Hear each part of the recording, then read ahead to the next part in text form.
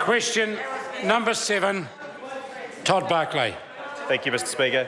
My question is to the Minister of Tourism and asks, what recent reports has he received about regional tourism growth? Speaker. The Honourable Paula Mr Bennett. Speaker, on behalf of the Minister of Tourism, tourism is making a significant contribution to our diverse and resilient economy. Tourism contributes $8.3 billion, or 4%, to our GDP, and it is second only to the dairy industry in terms of foreign exchange earnings. That's right, to the member. It is the first time ever. Things are certainly improving. Over half of that money, of course, is spent outside of our major cities.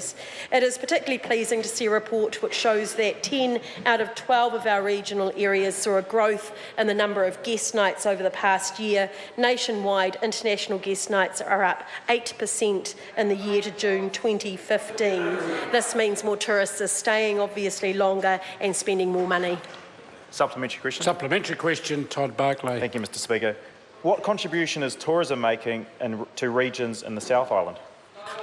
The Honourable Paula Bennett. Well, to that member, on behalf of the Minister, the Otago region had a record number of international visitors in the past year, with 1.4 million people visiting the region. Those guests spent a massive $1.3 billion, sir, which not only helped local tourism operators but helped contribute to overall growth in the Otago economy of 6.3%. Canterbury is enjoying similar success, with international visitor arrivals into Christchurch increasing by 6.7% on the previous year to almost 440,000 people, spending an estimated $837 million. It is fantastic to see so much success of our tourism industry being spread around the regions. Supplementary question. Supplementary question, Todd Barclay. Thank you, Mr Speaker. What role is the government playing in promoting tourism? Mr Speaker. The Honourable Paula on Bennett. behalf of the Minister, since taking office in 2008, this government has invested an unprecedented $600 million in tourism and tourism promotion.